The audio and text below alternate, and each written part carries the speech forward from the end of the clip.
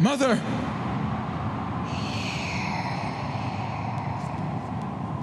Come and see. Mother! Andrew? Andrew! Emily? Andrew! What? Where am I? Where are you? Andrew, look around. You're in the mausoleum. You're where your parents are interred. How? How did I get here? I assume you walked. Yes, right, with no shoes on. Look at your feet. They're cut to pieces. What are you doing out here? I don't know. A dream. Yes. My mother. You were calling for her. No. She was calling for me. It was like she wanted me to be here. Yes, well, a lot of good it's done you. Come on, get up. Wait. I know you don't believe me, but she was trying to show me something. She was guiding me. She said, "Come and see." Come and see what, Andrew? Bones? There's nothing here but remains. No, not that. I mean, you're right. I don't know. I could have sworn. Andrew? Emily? Oh, it's Arthur. Arthur, we're in here. I have to speak with the both of you now. What on earth is going on? Andrew, why are you... I just found him here. He's freezing. How long has he been out here? I don't... Andrew? I don't know. You're not going to like what I have to say. What is it, Arthur? There was another killing early this morning in a nearby village. I've been summoned to examine the body, but from what I hear, it's as bad as the others, if not worse. I came here with the intention of clearing Andrew's name. And now he doesn't have a leg to stand on. What? Where did you come? I heard about the body that was found. First place I thought to look was right here. Lo and behold, I find Andrew Ballard looking like he just spent a very long night in the woods, and his two friends. Detective Weaver, I know how this looks, but I can assure you... Don't say another word, Andrew. Mr. Ballard, I suggest you stop letting your friends fight your battles for you. And as for you, Dr. Goodwin, I suggest you wake up and go back to whatever posh little New York flat you call home before you wind up dead. Coroner, I think it best you get going so that you can confirm what we already know to be true. I should not be long. Andrew, I entrust you to Emily's care until I return.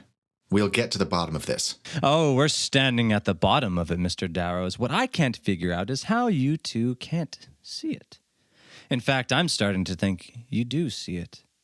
And you're protecting a killer. You go too far, Mr. Weaver. Right. I expect a report within the hour, Mr. Darrows. It won't be within the hour. I'll still be traveling. The body was found near Cooperstown. Cooperstown? Yes. Does that mean anything to you? No. Tonight, then, when you've returned. Andrew, don't listen to him. No, There's a chance he's right. Andrew, let Emily take you inside. I'll return as soon as I can. Let's get you inside.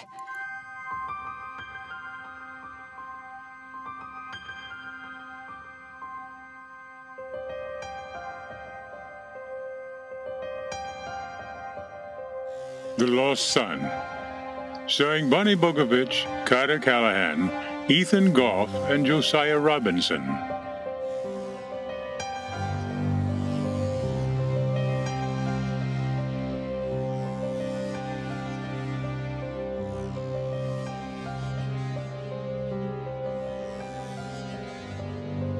Written and directed by Cole Burgett. Episode 3, The Confession.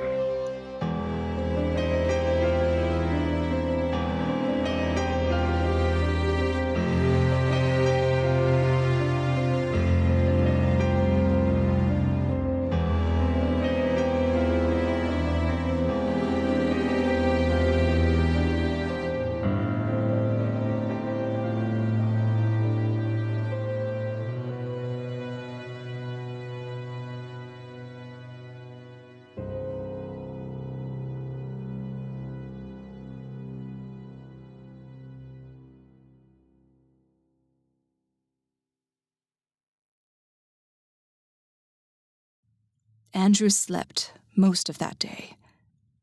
He was exhausted. I blamed myself to a degree for not finding him sooner. I didn't even hear him leave the house. And as much as I believed that Andrew was not consciously responsible for the deaths of those people, I had to admit to myself that the story spun by the Pinkerton detective made for an explanation, which I myself did not have. I knew that if Andrew stayed there, the people and their suspicions would see him found guilty, even if he really was hurting people beyond his own control. I could help him. Science could help him. But not there. I had to get him away from those people and the detective. I waited until I could wait no longer. Then... Andrew? Andrew, please open up. I need to talk to you. Thank you. Andrew, I need you to tell me what you're thinking. Emily, your coming here means the world to me. I told you that I did not know why I asked you to come. But now I think, deep down, I always knew something was wrong. And I think I knew, or I hoped, that you could help me. Then let me help you. No. No. Arthur is going to find that body. And neither you nor I can prove that I was not responsible for killing that unfortunate soul. In fact, the only thing we do know is that I was not in my bed last night. But Andrew, that doesn't prove you killed someone, or anyone for that matter. I agree that something is amiss, but I refuse to believe you are a murderer. I know.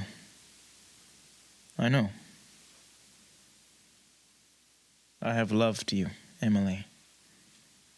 I have always loved you. And you have always seen the best in me, even when I did not see it myself. Then let me help you now, Andrew. Please, come back to New York with me. We will get you the help you need. I'm sorry, Emily. But I can't risk hurting you anymore. Andrew, what is that? It belonged to my father. He kept it here in his study for as long as I can remember. Loaded with silver bullets. He kept this gun here with a journal that I just can't seem to find. Put the gun away, Andrew. You have let these fantasies twist your mind. I found him in here. My father. The night he went missing, before I went to bed. He had blocked the door with furniture. I had to force my way in. I begged him to talk to me, to tell me what I could do to help him. He said he was beyond help. I didn't understand what he meant at the time. I do now. I told him that I loved him. And do you know what he said? My father's final words to me. That doesn't change a thing. Well, he was wrong. And so are you. We're leaving. Now. No. You're leaving. And I want you to take this with you. For the first time, Andrew seemed resolute in a decision. I looked at that gun in his hands, and Arthur's words came flooding back to me. It is not what you or I believe that makes the difference. It is what Andrew believes. I knew what Andrew believed then. Andrew believed that he was responsible for killing those people. He believed he was a monster. I will not touch that gun, and you are not a monster. There is no such thing as monsters, Andrew. We must grow up and confront what is wrong with you like two adults. And I will not stand here and listen to— Then leave! Andrew! Get out! Get out! There was a fierceness to him. A fierceness I had never seen. So I ran. I ran because I was alone. Because I realized then that my returning to Ballard Hall had been a mistake.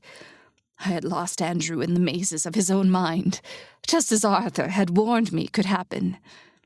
So I fled from him, from that old house. I only knew one thing to do, one last thread that I could pull, and hopefully unravel this tangled mess. If I could get the detective to release Andrew to my care, then perhaps I could save him. If only I had known the truth. If only I had known at that very moment what Arthur had discovered. Maybe then, nothing that happened would have happened. Maybe then, I could have saved everyone. I had them drop the body back here in the barn, Mr. Darrows. Figured it would help to keep the scavengers from carrying off what's, left of him. Ugh, a stench like that. Constable, I thought this man was killed last night. Lord, no. Why do you think I'm standing out here? The body was found last night. He's been dead for God only knows how long. Did you find him? How on earth could I miss him? My God, this is savage and impossible to identify. Well, that might be the only luck you're liable to have. He's been identified? Hell, I recognized him as soon as I saw those boots and those big Mexican spurs. That's the Pinkerton man. What? Take it easy, Coroner. What did you just say? I said that's the body of the Pinkerton man who came through this way some days back. Heading over to your neck of the woods on his way to investigate John Ballard's death. If that's the Pinkerton, then... Did you get his name? Sure. Said his name was Weaver. Mr. Weaver? Detective, it's Emily Goodwin. Please open the door. Ugh, damn it. Weaver's room was empty. He was nowhere to be found. I did not know where else to turn, and I needed Arthur back. I sat there in silence as the last light of day slipped beyond the horizon. And as I looked around, I recalled seeing Weaver reading a small leather journal, and suddenly remembered what Andrew said. He kept this gun here with the journal that I just can't seem to find. With trembling hands, I reached over and opened the drawer of the nightstand. And there it was, that little leather book. I picked it up. I opened it. John Ballard's name was there, in the front. In its pages were memories, all the pain and regrets one life can endure, all of John Ballard's private thoughts. And all I could think was how this book ended up in the detective's possession. And that's when I found the last entry in the book. That's when I found John Ballard's final confession. As I read it, my blood ran cold. This was everything. All the disparate pieces suddenly fell into place. Emily, is that you? Arthur! Oh, thank God. What are you doing here? Arthur, there's no time to explain. You're just going to have to trust me. The man we think is Weaver. The man we think is the detective. I know. The body found near Cooperstown. That was Mr. Weaver. Dead? I'm afraid so. What is that? It's a journal belonging to Andrew's father. It's his confession, I think. I'll explain everything later. First, I have to get to Andrew. Arthur, he's not in his right mind. He told me to leave, and I came here to try and make things right, but now we have to find this imposter before he kills again. Emily, listen to me. Go to Andrew, find him, barricade yourselves inside the house. I will raise the constabulary and the local militia, and we will scour every inch of this town until we find Mr. Weaver, or whoever he is, and arrest him. Yes. Oh, and Arthur. Hmm? Tell your militia to load their weapons with silver bullets.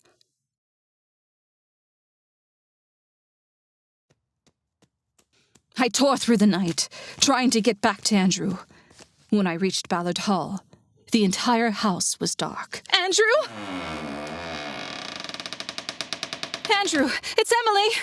Where are you? He was nowhere to be found. I checked every room. Andrew! The mausoleum. It was the only place left. I finally found him, outside, in the tall grass. Andrew! Andrew! No! Oh, God, please, no. Andrew, I'm so sorry. Andrew was dead. He had been killed, nearly torn apart. My blood ran cold when I saw his father's gun lying just out of reach. My hands shook as I picked it up. I could see the faintest light coming from within the mausoleum. I don't know whether it was fear or morbid curiosity or just a desire for revenge that put me back on my feet and set me moving as quietly as I could to find the source of that light. Inside the mausoleum, there was a section of the back wall missing. It opened into a dark passageway. That was where the light was coming from. On a panel nearby, I could see a small engraving, like a keyhole. Andrew's ring, his father's ring, was there. A key that opened a hidden passage that led to some kind of crypt. I steeled myself as best I could as I moved through the shadows, holding that gun between trembling hands. I emerged into a chamber unlike anything I'd seen in my entire life. There were strange, grotesque shapes and statues, monsters caught somewhere between man and wolf. At the far end was a strange, ancient carving, like some kind of demented religious icon, surrounded by thick, ancient tomes covered in dust. And standing there, leafing through their pages, his back turned to me, the man who had fooled us all. Turn around, Mr. Weaver. Slowly. I can smell your fear. I know who you are. I know what you are. Do you know what this is? This image? Those statues? This place? This land? My birthright. This book? It's my lineage. My family. And I'm not even worthy enough to receive a passing mention. You killed all those people. You killed John Ballard. You killed Andrew. You are a murderer. That I am. And a liar. Guilty. Have you no shame? Why should I? Where was my father's shame when he threw me away? I read John Ballard's journal. The final entry. I know you read it too. That was his shame. A half-hearted confession from a black-souled demon. Why? Why did you kill him? I never wanted to kill him. I wanted him to suffer. Like I've suffered. Like my mother suffered for years. Why did John Ballard seek out your mother in the first place?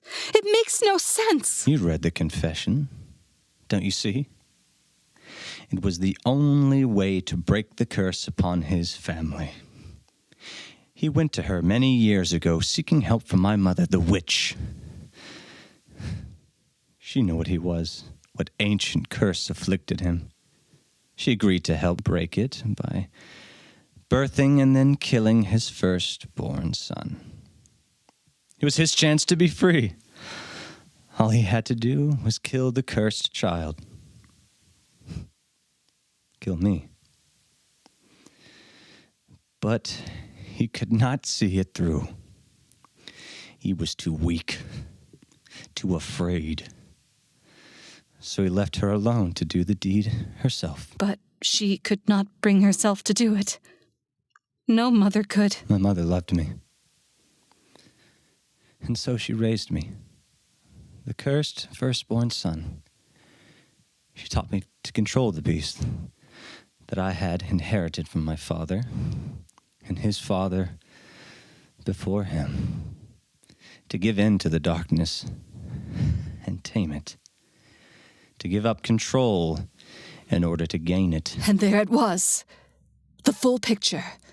I saw it then. All the pieces of this dark puzzle played out before me. I had to keep him talking. Arthur and his militia would not be far behind. And now you've returned, to claim what is yours. My mother died years ago. Impoverished, sick.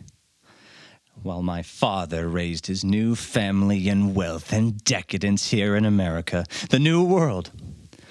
Full of promise.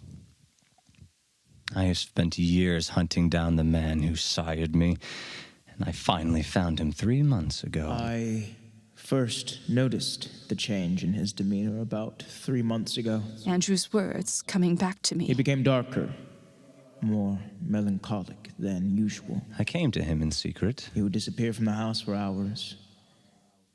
I never learned where he went. I asked him for his love, his acceptance, nothing more.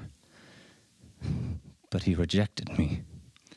He denied me my place, my inheritance. So you killed him. Only when he finally threatened to reveal the truth. To Andrew. He was going to tell Andrew. And late one evening, he said he would explain everything soon. That night he disappeared. Yes. My father's other progeny. My younger half-brother, who learned the truth at the end, just before I watched the lifelight leave his eyes. You're a monster. You have no idea. This place. These statues. What? My inheritance. My legacy. Don't move. Don't take one more step. You could join me, you know. Be the mother of a new and stronger generation of sons, like these statues, unafraid of what they are. I will throw the lever myself at the gallows and leap for joy as the rope tightens and strangles the life out of you. And even then it would be better than you deserve. I see why my brother liked you, but he didn't deserve you. He was too much like our father. Weak. But now the lost son has returned to claim what is his. The true Ballard firstborn.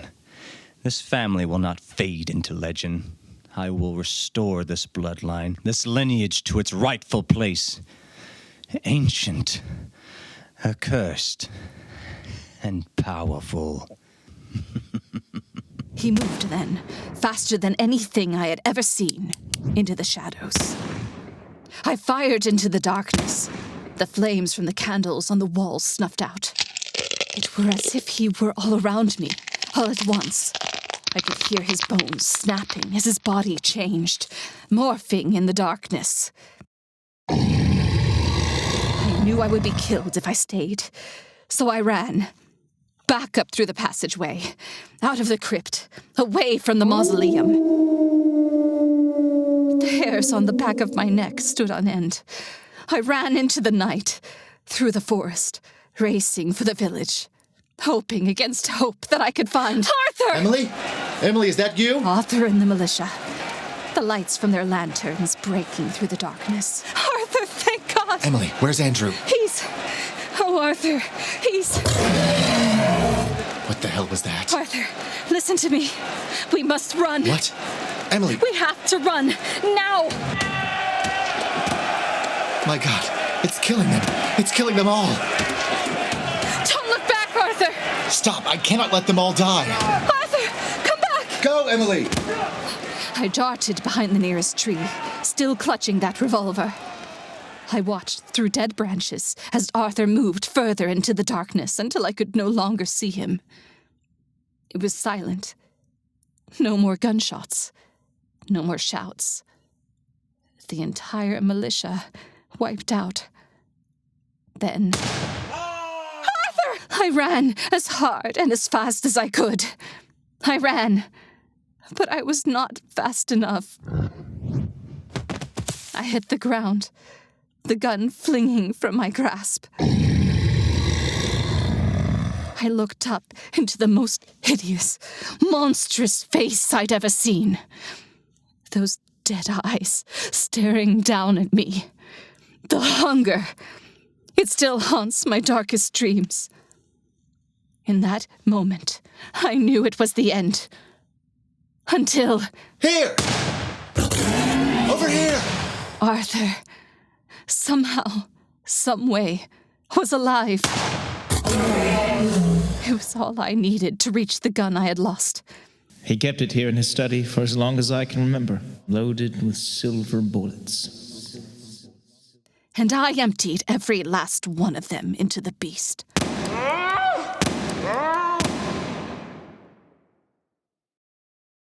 Emily?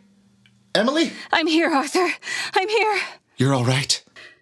I will be. We looked then at the monster to see where it had fallen. I don't know what I expected to find. Something demented, perhaps. But what we found was the body of a man and the face. It was only the face of a scared boy, rejected by his father, bleeding in the dirt. And so falls the house of Ballard. He died alone, naked, and miserable.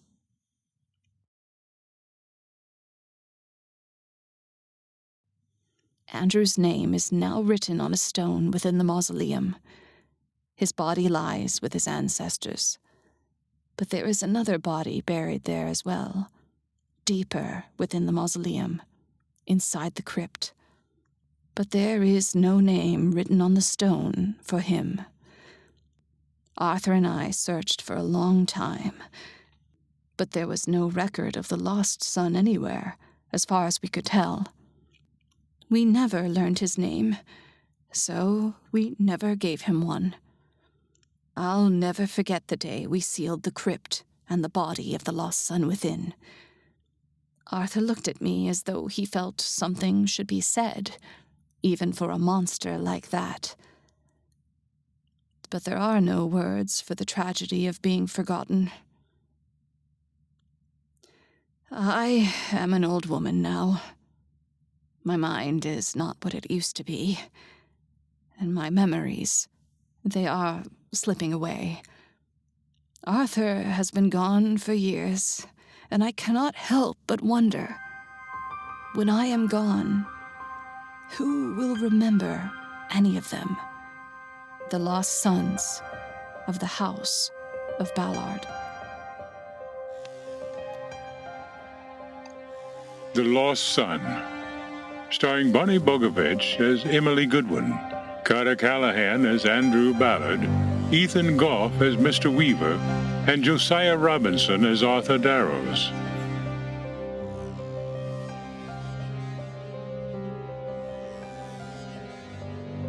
Featuring Andrew Morano as the constable, and Taron Young as the ghost of Madeline Ballard.